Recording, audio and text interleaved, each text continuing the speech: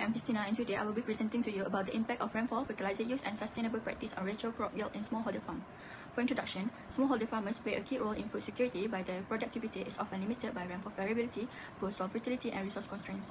Fertilizer use can improve yields, yet farmers struggle with issues of cost, access, and proper application, which can either reduce efficiency or harm the environment. At the same time, sustainable practice like crop rotation, mulching, and agroforestry help improve soil health and resilience to climate stress. This study explores how rainfall, fertilizer use, and sustainable practice influence crop yields, with the aim of supporting more resilient and sustainable farming system.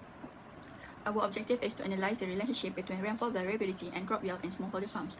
Second, to evaluate the effects of fertilizer use, such as types, rates, and timing, on crop yield performance. Third, to determine the influence of sustainable agricultural practice on soil health, resource use efficiency, and crop yield. And lastly, to identify the combined and interactive impacts of rainfall, fertilizer management, and sustainable practice on crop productivity. For methodology and the data description, we have 4 types, which the first one is population. The population of the studies consists of smallholder farmers cultivating crops under rainfed conditions. Second is samples.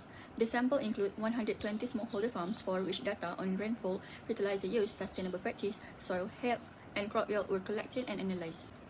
The third one is data collection method. The data for this study is secondary data generated for research purpose. It combines realistic agricultural variables such as rainfall, fertilizer, sustainable practice, and yield into a dataset designed to reflect smallholder farming conditions. And the last one is sampling technique. Since the study relies on prepared secondary data, no random sampling technique was applied. For variables, the first objective is to determine the relationship between farm size, rainfall, fertilizer use, and crop yield. The variable that we use is rainfall and crop yield. Type of variable is quantitative continuous and quantitative continuous. Type of measurement scale is ratio scale. And the method that we use is regression. The second one is to examine the strength and direction of the association between sustainable practice, type, and soil index health. The variable that we use is sustainable practice type and soil health index. Type of variable is quantitative continuous for both of them, and type of measurement scale is ratio scale, and the method that we use is correlation. The third one is to describe the distribution of crop yield and fertilizer application among farmers. Variable that we use is crop yield and fertilizer. Type of variable is quantitative continuous. Type of measurement scale is ratio scale, and the method that we use is histogram. And the last one is to assess the normality and asymmetry in the distribution of crop yield.